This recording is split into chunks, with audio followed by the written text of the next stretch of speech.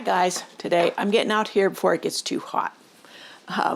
Yesterday the video I did on hardy geraniums, I was pouring with sweat because it was like 90 degrees in here. Unfortunately, my camera did not shut off on me. But today we're going to talk about Nepeta, also known as catmint, and some of the tips and tricks that I have learned from, well, I don't know, I've probably had them in my garden now for about 15 years, and that will help you to have the best results from growing them in your garden. And they are well worth growing in your garden.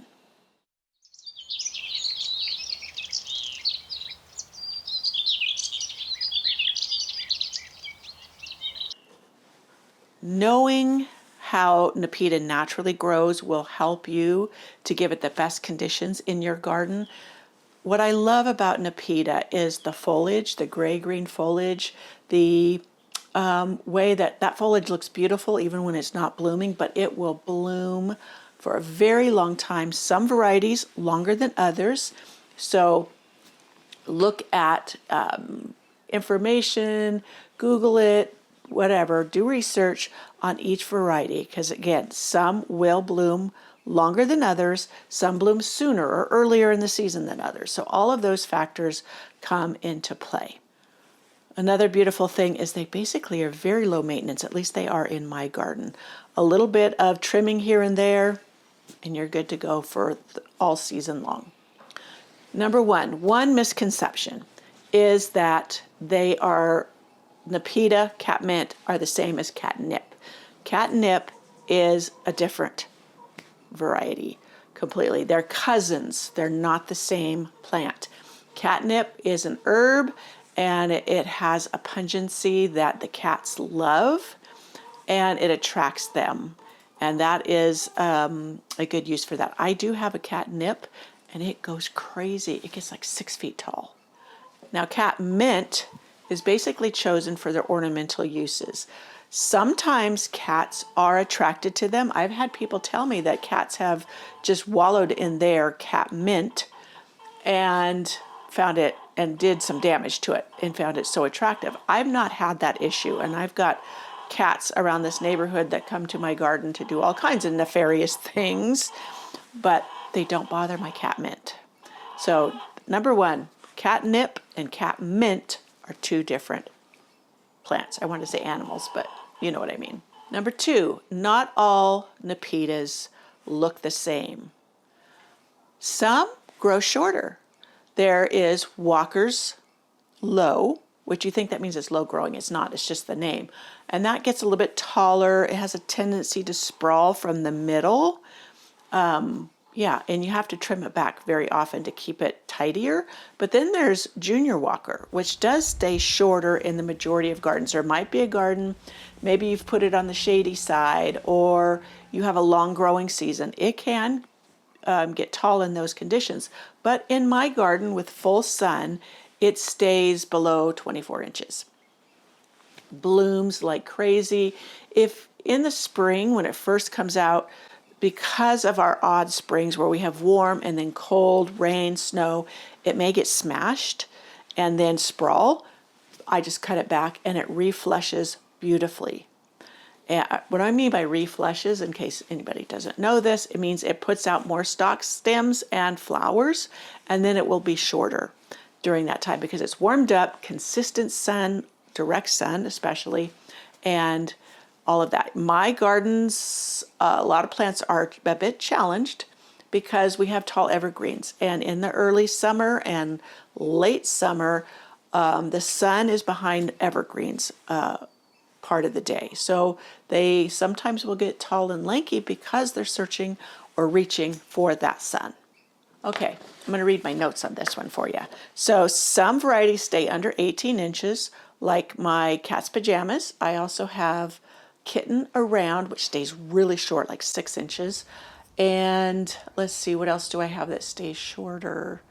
Now I have a couple like cat's meow, but that one gets a little bit taller than that. I'm thinking. Okay, so some bloom earlier, I did mention that, and continue flowering longer, and each has a slightly different growth habit. That's so true. Popular garden varieties include some I've mentioned: Walker's Low, Cat's Pajamas, Cat's Meow, Junior Walker, Persian Blue, Blue Prelude. I haven't seen that one. It was a name that was popped up for me when I was doing research.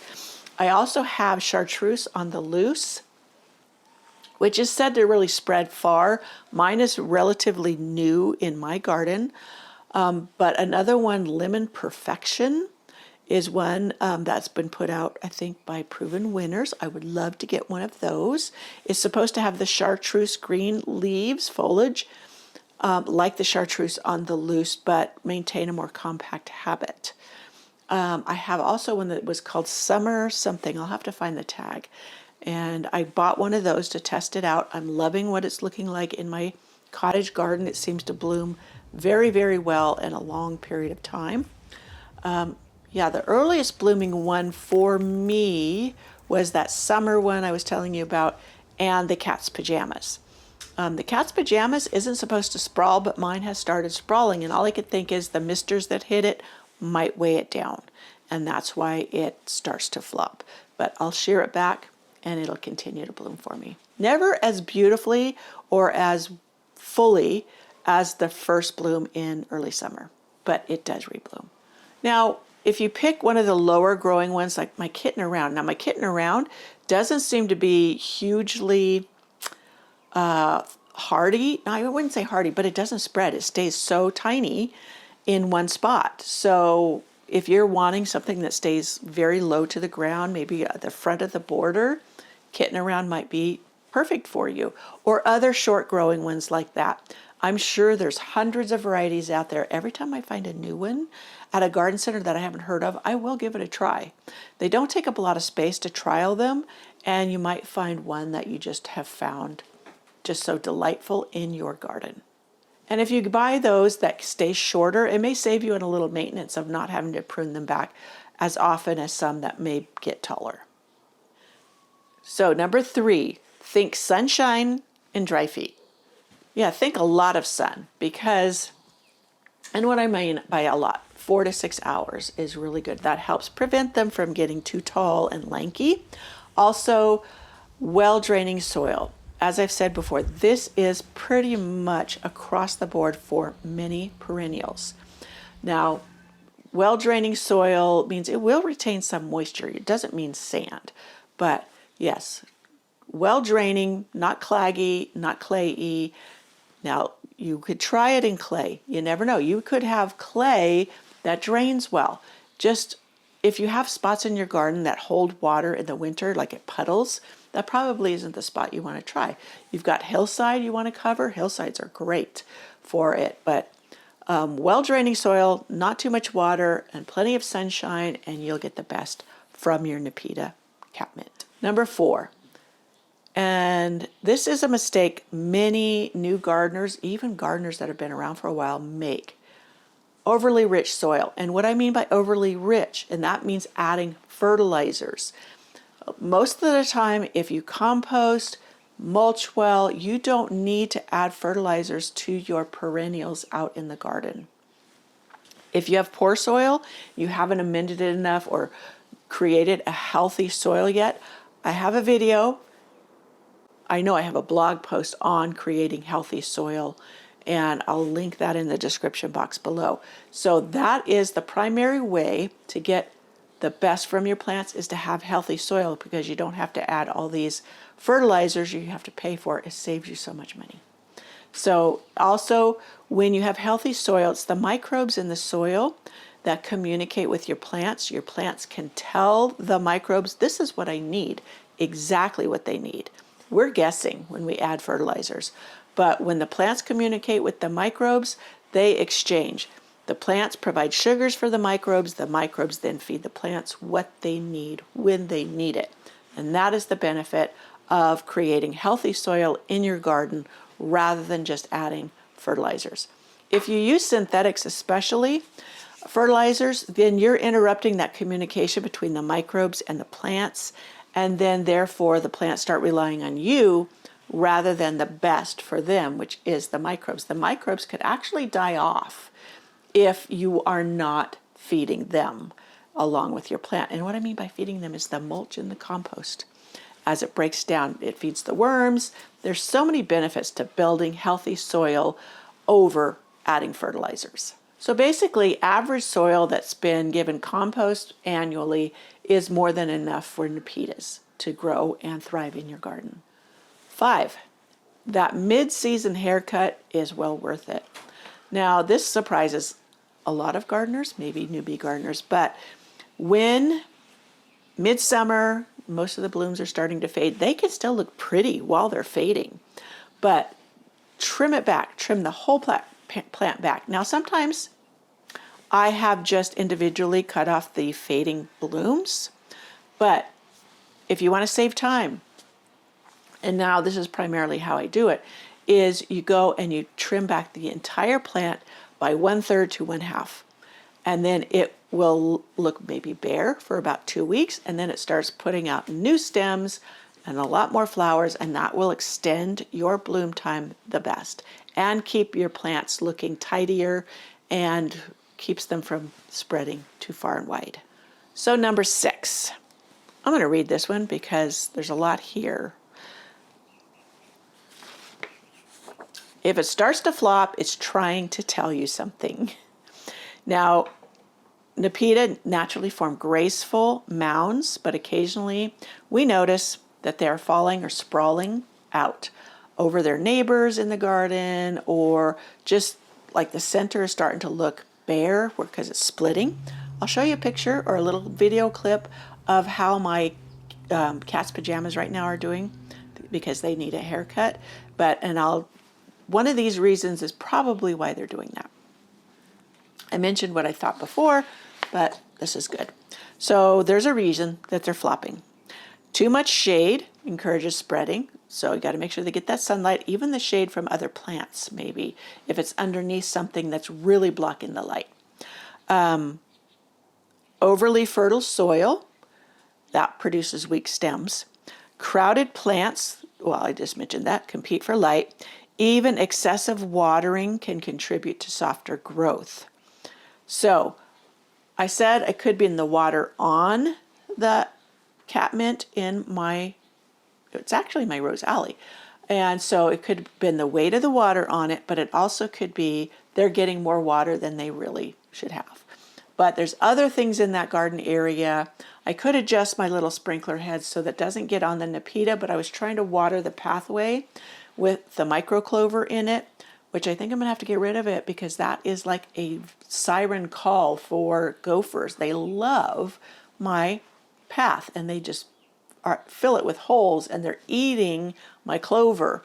I don't need to attract gophers to my garden, but I so love that green path and it's drought tolerant. Anyways, the sprayer heads were meant to spray into the pathway to keep it greener. And yeah, so once I decide, I guess I could just put, bark mulch in there and go with that. I don't know. I wanted a green path. But anyways, if it's going to attract the gophers, it's really not worth it. I just have to give up having a green pathway. All right, so that's, the reasons why they could be flopping in your garden. Number 7, one of their greatest strengths in a cottage garden, a perennial garden, is their long bloom time. And especially if you buy different varieties to include in your garden, you'll get a very long spring all the way to fall in your garden. And yeah, perfect. Perfect because they're low maintenance. You get all the bang for the buck, and they're great companion plants too. What's great about that is they can really fill in with flowers when other things may be fading away. Some perennials are shorter blooming, like my irises, and what other things are kind of short blooming in my garden? I'll think of them later. Even my larkspur have a time frame, though my larkspur this year has really been blooming a long time, and the only reason I can think is what's different this year is we've had a very cool summer comparatively up until now. So yeah, but the Nepetas, catmint really fill in when other things are fading out and before others later blooming flowers come into bloom. So their long bloom time is a huge plus. 8, pollinators love them. That is something in my garden that are always filled with bees, butterflies, hummingbirds. This morning I was watching a hummingbird come down to low on the ground. Thankfully no cats were around, nipping on the flowers of my Nepeta. And one reason it's really great for pollinators is the long bloom time. They always have something reliable in the garden that they absolutely love. Number 9, I would have to say they've got to be one of the best companion plants for roses. Other things too, we'll mention those in a minute.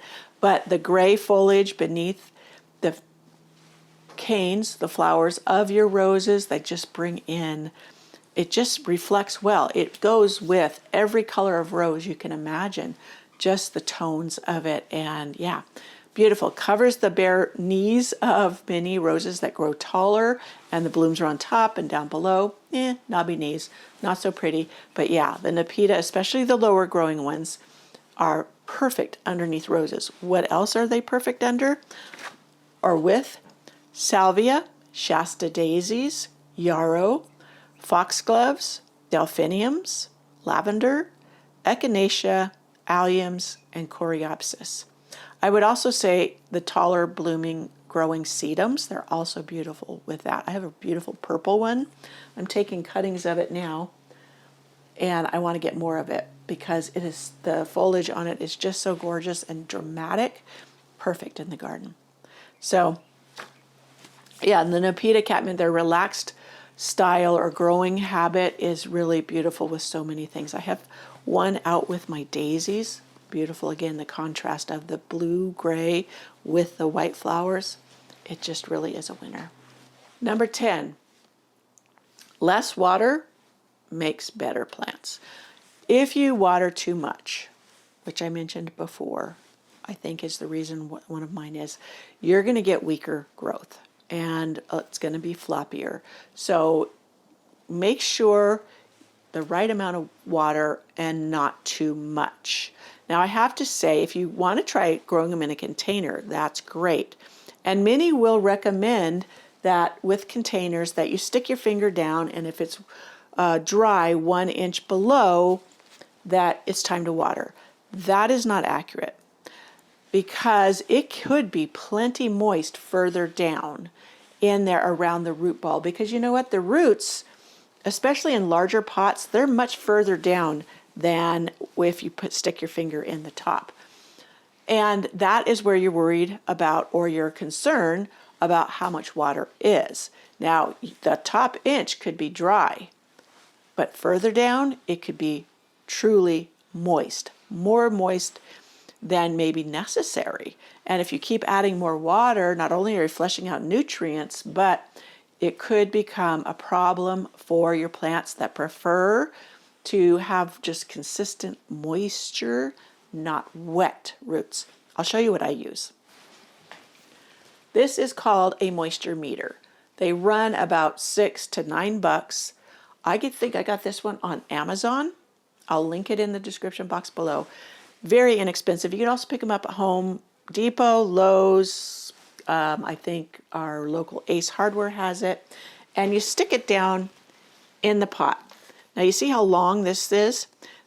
The sensor will get down there by the root zone, and it will tell you, now look at that. This is wet. I don't know if you can read that. You don't want it in the wet zone. You want it in the green where it says moist. And with plants like Nepeta and others that like the well-draining soil, you actually want it further down in the moist, but towards the dry zone, rather than, let me dry this off. And you see how long this is? Much better for getting a true reading in your containers of when to water. So yeah, skip the finger thing. And that is scientifically proven, like Purdue University, other resources, Cornell, whatever. And so it's just not me saying that. So to sum up that part, sometimes less water is better. That doesn't mean you want to completely let them dry out, but it does mean you want to be careful and not give them too much water. 11, you may wish you planted more. So you're going to find how beautifully they are well, they perform in your garden and all that they bring for the little work that they take. And like I said before, you could buy several varieties to test out. Just pick them up. Most of mine that I found were at garden centers in these little 4-inch pots, and they were not very expensive, but they have performed for years. I have dug them up and divided them through the years. After a few years, that they probably could use a division, and you can plant them around your garden, different spaces where they can fill in beautifully. And yeah, so keep on buying different varieties, and you may find one that really performs the best in your garden. You know what? I've never grown any from seed, but maybe you can find seeds. I've not looked that up. I will put it across the screen and let you know. So when you repeat any plant throughout your garden, like Nepeta or any of these others, perennials I have featured here, you're creating continuity throughout your garden and unity, and repetition, actually, it can draw you through the garden. And that's what we want. It's like a journey through the garden. And you'll find that some plants won't work very well in an area. You'll have to move them. And that's just part of the journey or the discovery of creating your best garden that takes the least amount of work. You may be like me. You enjoy working in the garden. And that's your getaway from the stresses of the rest of your life. But if you don't want a lot of maintenance, then you're going to find what works for you in your garden conditions. Nepeta is also hardy in a wide range of zones. So if you live in, between, I'll have to put it up on the screen. I didn't look at the actual zones of many of them. And individual plants, different varieties will tell you. I'm looking down here if I had any. I don't. What the zone range is. Now remember, zones don't tell you the length of your garden season. It doesn't tell you how long you have those winter lows. There's a lot of other variables, but it does tell you whether or not it will likely winter over for you through and live in your garden. So, yeah. There's so many other factors that I try to impress upon people because so many people put too much emphasis on zones. 12. Sometimes the simplest plants are the best. And Nepeta, catmint fit that category. If something doesn't take a lot of maintenance, performs beautifully in a wide range of conditions, soil types, and just keeps on going, those are usually the plants that you will keep forever, propagate, put throughout your garden, and just enjoy so much more. So the pollinators love it if you're growing a wildlife-friendly garden. And you know what? Let me know if you've had any issues with cats with your catmint, not catnip. If you do, maybe you want to grow catnip way over in some place that you don't mind the cats getting into it.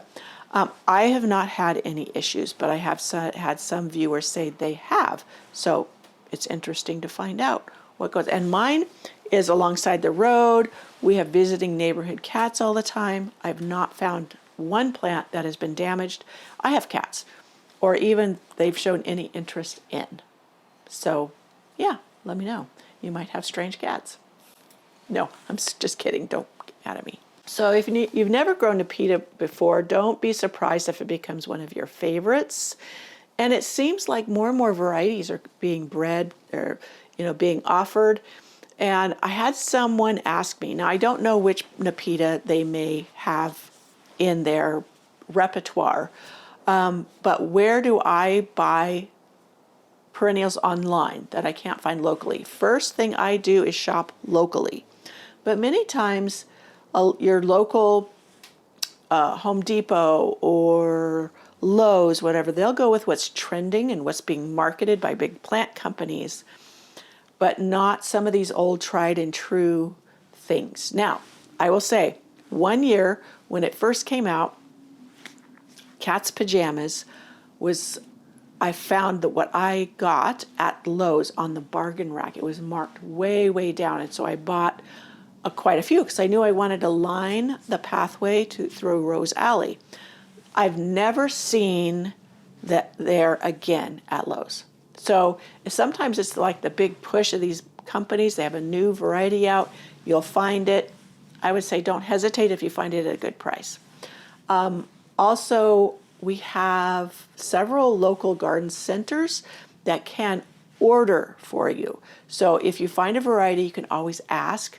I know there's a hardware store about half an hour from me. They get different variety of plants, different places that they order from, and they can let me know whether they can order a particular variety. Usually you're going to pay full price, but if it's something that over the years will multiply itself or you can divide, it is many times worth it if it's something that really thrives in your garden. Yeah, a lot of independently owned nurseries will have more selections rather than just what's being pushed by the big growing companies. So be sure and check those out. I know a lot of people, it's very convenient to go to Lowe's or Home Depot, but do try out many of the locally independently owned nurseries or garden centers you may find.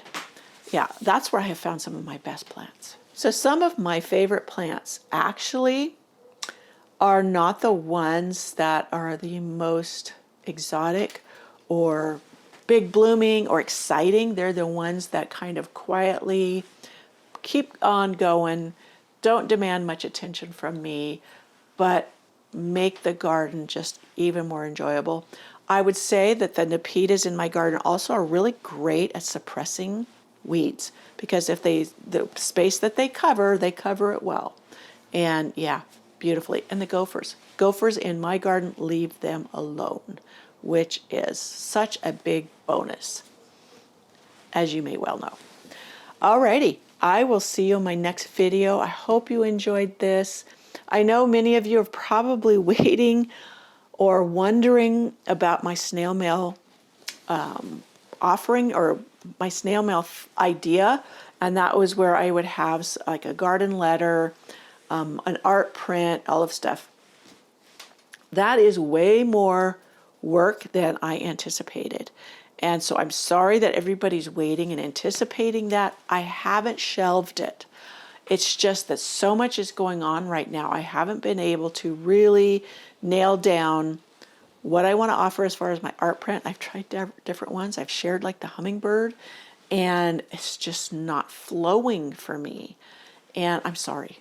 I know to throw it out there. When I first threw it out there, I didn't realize that my time was going to be so, I don't know, eaten up by things. I'm barely keeping up out in the garden. Not that I really try to keep up in the garden, but I haven't shelved the idea completely. It just may be a little bit longer than most people want to wait. And maybe in the fall, when things slow down a little bit, it'll be easier to get things in order. But I'm still working on it as much as I can, and I will let you know when this launches. So, yeah, sorry about that, taking so long. I will see you in my next video, which I think coming up, I have one on salvia coming up. I love salvias in my garden. Such stellar plants. All right, I will see you in my next video.